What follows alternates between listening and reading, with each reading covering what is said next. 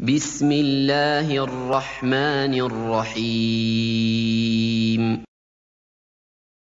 قل يا أهل الكتاب تعالوا إلى كلمة سواء بيننا وبينكم ألا نعبد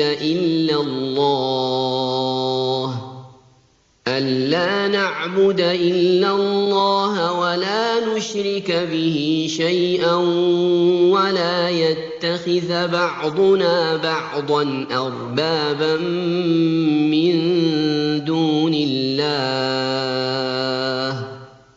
فإن تولوا فقولوا اشهدوا بأننا مسلمون.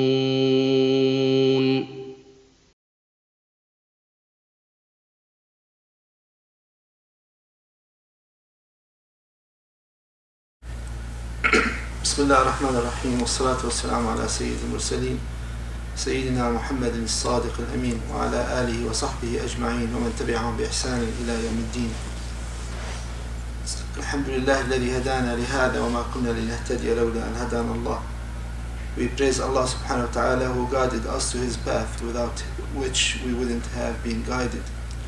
It's a great ni'mah that we should always be grateful to Allah subhanahu wa ta'ala for it. Today Sheikh Abu Abdullah was supposed to talk about as-salah and how to perform the salah according to the way the Prophet ﷺ has done it.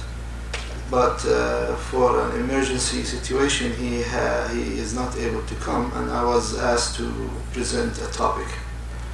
One of my favorite topics is which I thought I would talk about was to talk about the minor signs and major signs of the Day of Judgment or the end of this life.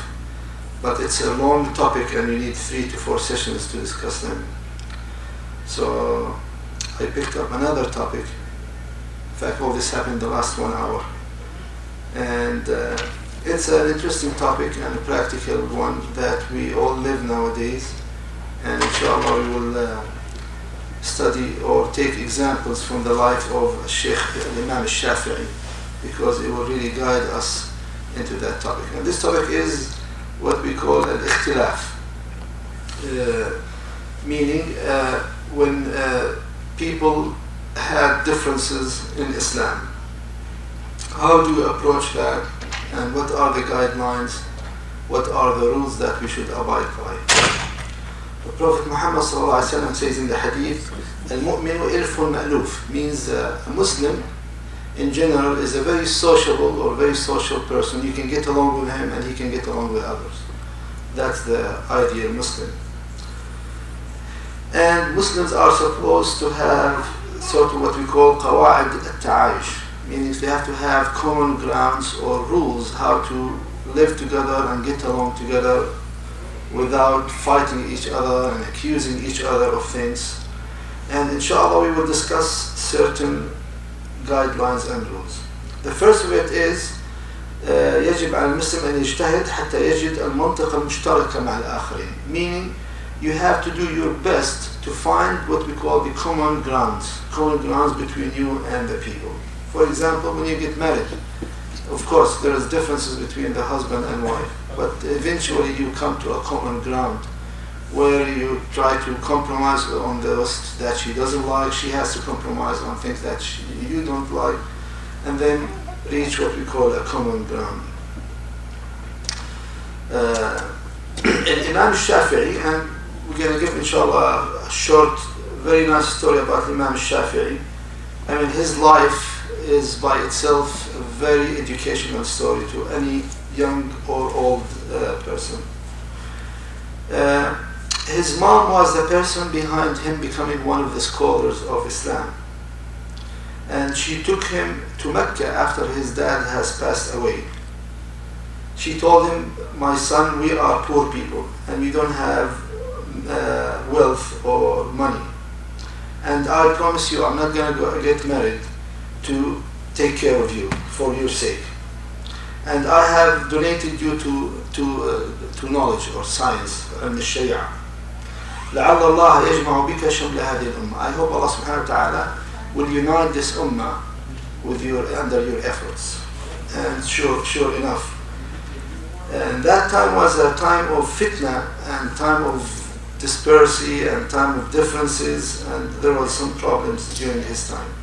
So when they arrived to Mecca, she immediately signed him up to what we call al-Kuttab. It's the place where the people read, memorize, and learn Quran and learn al-Ilm al-Sharia.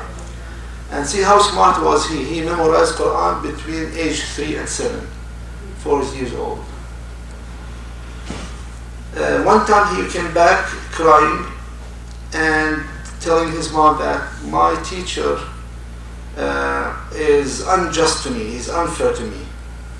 So his mom said, اذهب وتحايل يا معلم, do your tricks, try to be nice, find your way around. And if you find that the teacher is teaching the kids of rich people, then sit down very polite. Be polite when he's doing that. So he was following his mom's commands and advice. And he was 5 years old when they said he was teaching all the other kids when the teacher was not there for teaching. And Imam Shafi'i said, تعلمت الذل للعلم والأدب للمعلم. He said that I have learned to be humble for science and polite towards my teacher. Prophet Muhammad sallallahu alaihi wasallam is the first one to invent coexistence, or the rules of coexistence. Allah subhanahu wa ta'ala says in Surah Al-Hujurat, وَجَعَلْنَاكُمْ شُعُوبًا وَقَبَائِلَ لِتَعَارَفُوا. This is one of the great ayahs in the Quran that everybody should memorize, and we should recite it in front of non-Muslims, because it also talks to all people. أَيُّهَا النَّاسِ, all people. So وَجَعَلْنَاكُمْ شُعُوبًا. So وَجَعَلْناكُمْ, we made you tribes and nations, so you would to coexist with each other. And we all know about him when he heard about Hizb al-Fudul, or Hilf al-Fudul, which was before Islam, but it was asking or calling for good things. And Prophet Muhammad, he said, well, if I witnessed that, I would have supported that totally. Imam Shafi'i, when he went to have sort of a meeting and a debate and a discussion with the Imam Abu Hanifa and Muhammad ibn Hussein, which is his student, what did he do? He didn't go there to just disagree with them. They said he went and read all their books before going there. So do you know how they talk? So he would talk on common grounds, talk to them to the things that he agrees with too, rather than discuss things that they disagree on. Allah subhanahu wa ta'ala says in the Quran, قُلْ يَا أَهْلَ الْكِتَابِ تَعَالَوْا إِلَى كَلِمَةٍ سَوَاءٍ بَيْنَنَا وَبَيْنَكُمْ. In the Quran, Allah subhanahu wa ta'ala says, all people of the book, come to a common word between us and you, common ground.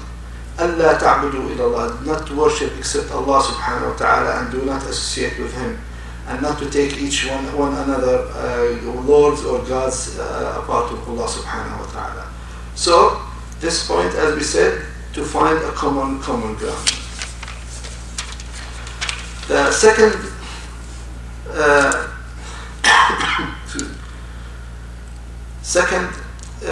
point here in this regard is أن تبحث عن علم يساعدك على أن تجد منطقة التعايش, is to find the knowledge or the science that helps you find this common ground between you and the other people.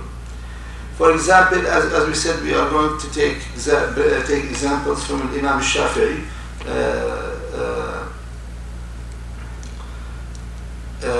during this lecture, inshallah. Imam Shafi'i, when he went to Egypt, there